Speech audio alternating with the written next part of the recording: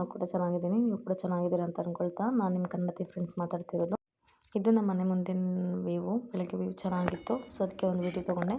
As usual ಅದೇ ಕೆಲಸ, ಕಸ ಗುಡಿಸು, ಬಾಗ್ಲಿಗೆ ನೀರು ಹಾಕು, ರಂಗೋಲಿ ಹಾಕು, ತಿಂಡಿ ಮಾಡ್ಕೊ, ಆಫೀಸಿಗೆ ಬಾ.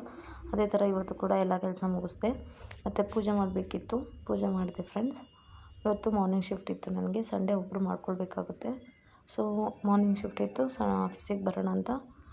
ಇವತ್ತೇನೋ ಬ್ರೇಕ್ಫಾಸ್ಟ್ ಮಾಡಲಿಲ್ಲ, ಅಲ್ಲೇನಾದರೂ ತಿನ್ಕೊಂಡ್ರೆ ಆಗುತ್ತೆ ಅಂತ ಹೇಳ್ಬಿಟ್ಟು ಸಂಡೇ ಹೊರಟೆ ಬೇಗ ಆಫೀಸ್ಗೆ.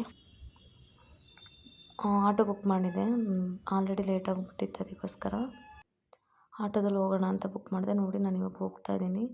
ಬೆಳಗ್ಗೆನೇ ಎಷ್ಟು ವೆಹಿಕಲ್ಸ್ ಇತ್ತು. ಸಂಡೇ ಆದ್ರೂ ಯಾರೂ ರಶ್ ಮಾಡಲ್ಲ, ಎಲ್ಲರೂ ಓಡಾಡ್ತಾನೆ ಇರ್ತಾರೆ.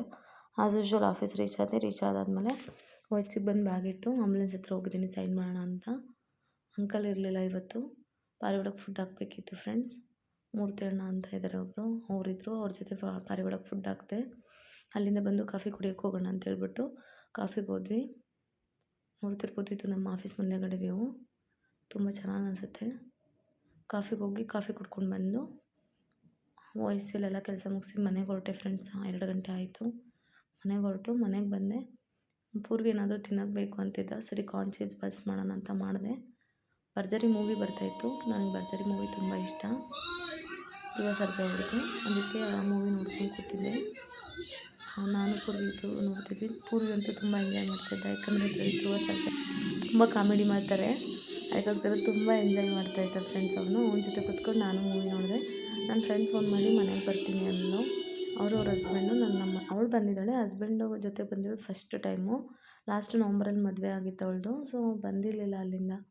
ಬರ್ತೀನಿ ಅಂದು, ಏನಾದರೂ ಮಾಡಬೇಕಲ್ಲ ಅಂತ ಪ್ಲ್ಯಾನ್ ಮಾಡಿ ಹೆಸರುಬೇಳೆ ಪಾಯಸ, ಪಲಾವು, ಹಪ್ಳ, ಬೋಂಡ, ಮೊಸರು ಬಜ್ಜಿ ಎಲ್ಲ ಮಾಡಿದೆ ಫ್ರೆಂಡ್ಸ್. ನೋಡ್ತಿರ್ಬೋದು, ನಾನು ವೀಡಿಯೋದಲ್ಲಿ ತೋರಿಸ್ತಾ ಇದ್ದೀನಿ.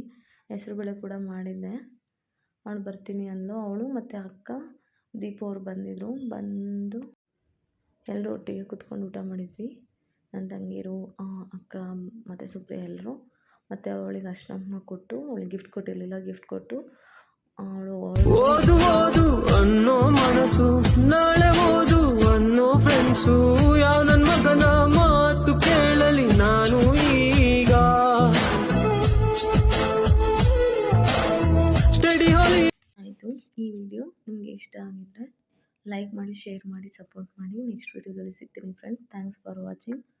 Thanks all. ಬಾಯ್ ಬಾಯ್.